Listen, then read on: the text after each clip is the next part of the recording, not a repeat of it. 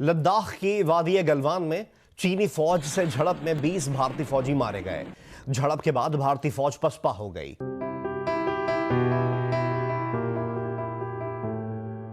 अस्सलाम वालेकुम मोहतरम नाजरीन, एक मुसाफिर फ्लाइट पे जाते वक्त समहाउ अपने टेम्ड पैरट को साथ ले गया और फ्लाइट में ले गया, और जब खूबसूरत एयर होस्टेस उधर से गुजरी तो मुसाफिर भी शोखा था थोड़ा, उसने पल्लू दुपट्टे का पकड़ के खींच लिया। एयर होस्टेस ने वापस मुड़ के देखा, हल्की सी मुस्कुराई और चली गई। नेक्स्ट टाइम जब वो फिर गुजरी तो अब तोते ने कहा मेरे मालिक ने ये काम किया है तो मुझे रिपीट करना चाहिए। उसने भी पल्लू पकड़ के खींच लिया। एयर होस्टेस गुस्से में आ गई और कॉकपिट में जाके उसने फ्लाइट के कैप्टन को बताया कि ये देखें, ये मेरे साथ क्या कर रहे हैं, छेड़खानी कर रहे हैं। कैप्टन गुस्से में आ गया और उसने कहा कि इस मुसाफिर को तोते समेत जहाज से नीचे गिरा दो फजा से। वो दोनों जब नीचे गिरने लगे, अभी वो मुसाफिर तो पत्थर की तरफ गिरने लगा और तोते ने उड़ान भरी और दाएं बाएं उसके फ्लाइट ले ली। अब जब वो मुसाफिर के पास से गुजरा तो उसको कहता है कि हरी हरी गंगा खुद ही लिया पंगा, जब पर नहीं थे तो पंगा लेने की क्या जरूरत। नाज़रीन, ये जो लद्दाख में रोजाना प्रॉब्लम खबरें आ रही हैं, इंडियन मीडिया कुछ हाईलाइट कर रहा है, and finally they have accepted it in a way कि even yesterday and day before yesterday there was a clash in between China and India, और उसमें चाइना के जो फौजी थे उन्होंने को 10 के करीब इनके कैप्चर कर लिए फौजी इंडिया के, और 20 के करीब इनके सोल्जर्स को मार दिया, जिसमें ऑफिसर्स भी शामिल थे इंक्लूडिंग ए कर्नल। और कल उन्होंने एक कर्नल, 3 मेजर्स और रिमेनिंग अदर रैंक्स 10 इनके कैदी रहा कर दिए। ये मैं मुख्तसर तौर पे, वेरी मुख्तसर तौर पे आपको इसकी बैकग्राउंड थोड़ी सी और इसकी मौजूदा पोजीशन वजाहत करना चाहूँगा। बिल्कुल वेरी मुख्तसर रखूँगा ताकि आप आसानी से कंप्रीहेंड कर सकें। ये तो आप जानते हैं कि कश्मीर डिस्प्यूट एक टेरिटरी है और पाकिस्तान और इंडिया के दरमियान में है, और ये भी आप जानते होंगे कि लद्दाख भी कश्मीर का हिस्सा है और उसमें एक तरफ चाइना लगता है, और जो मैकमोहन लाइन अंग्रेज़ों के दौर में उन्होंने ड्रॉ की, वो ज़बरदस्ती कुछ चाइना के इलाकों पे को शामिल कर लिया, जो आज तक चाइना उनको क्लेम करता रहा है, और कुछ उसमें एरिया लेट से एक्साई चेन वगैरह का उसने 1962 की जो साइनो इंडियन वॉर थी उसमें कब्जा भी वापस ले लिया था। ये कुछ इलाका बहुत इंपॉर्टेंट है और उसमें मुख्तसरन ये है, सिर्फ 2 मुआहदों का मैं जिक्र करता हूं। यूएनओ की एक नहीं बेशुमार करारदादें हैं और 48 से शुरू होके अब तक चली आ रही हैं, और यूनाइटेड नेशन उन पे कायम है कि कश्मीरी तीसरे फ्रीक हैं पाकिस्तान इंडिया के अलावा, और इधर प्लेबिसाइट होना है, उनकी मर्जी के मुताबिक फैसला होना है। Number 1। Number 2, Indian prime minister Modi ने 2018 में वुहान का, चाइना का दौरा किया, और उसकी जो डिक्लेरेशन सामने आई उसमें चाइनीज प्रेसिडेंट के साथ उन्होंने इस चीज का इरादा किया, कंफर्म किया, कमिट किया कि हम वुहान एग्रीमेंट के साथ, और जो वुहान एग्रीमेंट हुआ उसकी वायलेशन नहीं करेंगे और इसको एमिकेबली हल करेंगे।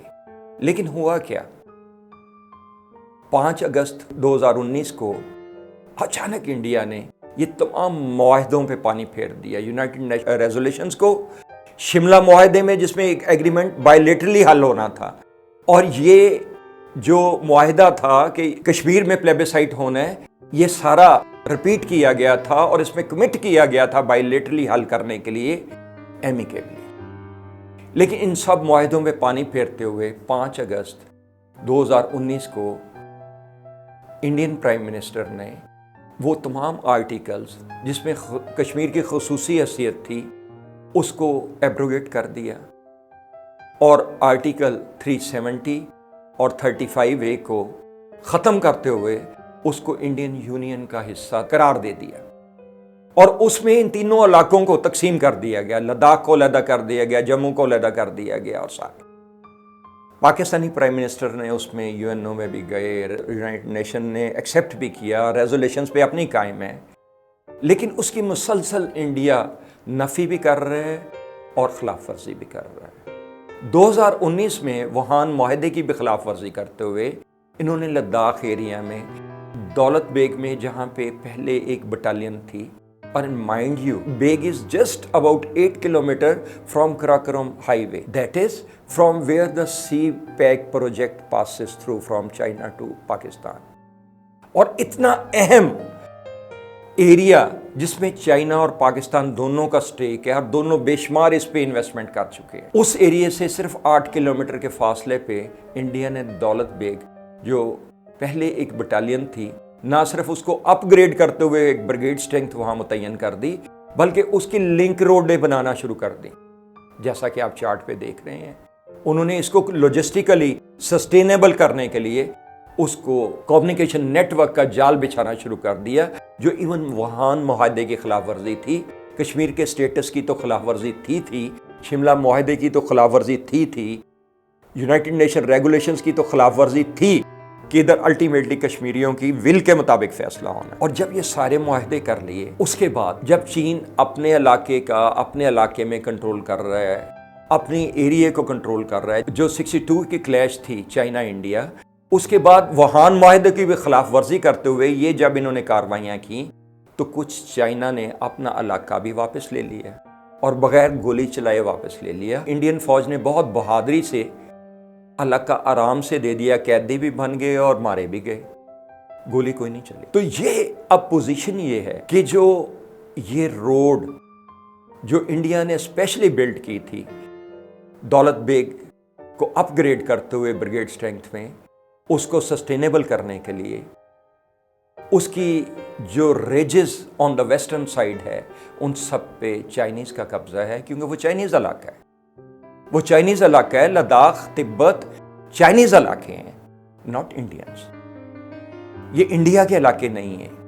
और पाकिस्तान तीसरा उसमें क्लेमेंट है। और ये एक्चुअली ट्राइलेटरल इसमें जो भी बातचीत होनी चाहिए तीनों मुल्कों के दरमियान होनी चाहिए, क्योंकि Kashmir is of Pakistan, of course Ladakh is of China.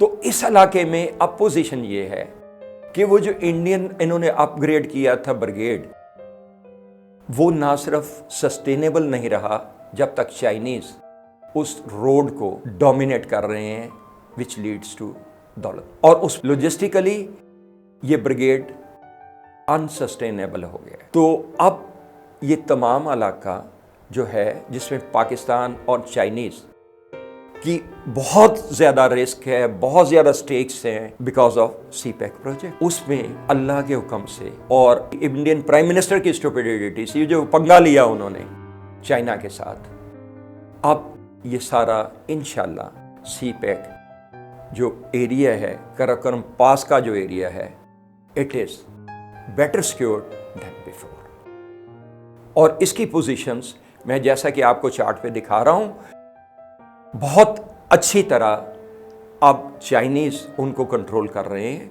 और पाकिस्तान का इलाका is being controlled by Pakistan. तो ये नाज़रीन मैं मुख्तसर तौर पे आपको सिर्फ बताना चाहता था कि प्रॉब्लम है क्या। नंबर 1, जो मुआहदे हुए थे, शिमला मुआहदा हो या यूनाइटेड नेशन रेजोल्यूशंस हो या वुहान एग्रीमेंट हो बिटवीन चाइना एंड इंडिया, उन सब की खिलाफ वर्जी करते हुए इंडिया ने इस जगह को अपग्रेड करना शुरू किया, कम्युनिकेशन नेटवर्क बिछाना शुरू किया और फाइनली चाइनीज से क्लैश किया, फौजें आमने सामने ले आए और उसको लड़ाई के तौर पे। और ये सब कुछ हुआ क्यों? इसकी कुछ बैकग्राउंड है। इंडिया हमेशा से ये ख्वाहिश है कि वो रीजनल पावर बने और हमेशा उसने कोशिश की कि यूनाइटेड नेशंस में भी उसको एक पक्का उन 5 मुल्कों के अलावा जिन्होंने यूनाइटेड नेशंस एस्टेब्लिश की, अमेरिका, चाइना, रूस वगैरह के अलावा, इंडिया को भी एक परमानेंट सीट मिल जानी चाहिए। और इसमें आशीर्वाद दी कि इन्होंने यूनाइटेड स्टेट्स ऑफ अमेरिका, उन्होंने इनको कहा, इंडियन को, हाँ तुम रीजनल पावर हो, तुम you can even counter China, इसको रोको, सीपैक को रोको, इस एरिया को अपग्रेड करो और इनको फोर्स टाल करो, इनकी एफर्ट जो सीपैक पे जा रही है। और इसको रोकते हुए रीजनल पावर के तौर पे जब तुम उभरोगे तो हम तुम्हें सीट भी दिलवा देंगे यूनाइटेड नेशंस में परमानेंट बेसिस। और इसको बाई, इस आइडिया को, यूनाइटेड स्टेट्स के इस आइडिया को बाई करते हुए इंडियन प्राइम मिनिस्टर ने वो तमाम पंगे लेने शुरू कर दिए, वो तमाम हरकतें करनी शुरू कर दी जो तमाम मुआहदों की, चाहे पाकिस्तान के साथ हो, चाहे यूनाइटेड नेशंस की एग्रीमेंट जो उधर उन्होंने एक्सेप्ट की हुई हैं प्लेबिसाइड के बारे में वो हो, या वुहान एग्रीमेंट हो चाइनीज़ प्रेसिडेंट के साथ, इन सब की वायलेशन करते हुए इन्होंने ये वहाँ पे नेटवर्क भी बिछाना शुरू कर दिया, आर्मी को भी अपग्रेड करना शुरू कर दिया, और सिर्फ उस ख्वाब की तकमील के लिए कि यूनाइटेड नेशंस में परमानेंट सीट भी मिल जाए और रीजनल पावर भी बन के हम उभरेंगे। रीजनल पावर क्या बनना है? अब वो सुकड़ के अपनी जगह पे वापस आ रहे हैं और इंडियन प्राइम मिनिस्टर को मुंह दिखाना अपनी अपोजिशन को भी महाल हो रहा है। और इंशाल्लाह these areas will stay safe, will be secured, and so far Pakistan-China project of CPEC is concerned, it will remain safe forever, inshallah. मुझे इजाज़त दीजिए, अल्लाह हाफिज़।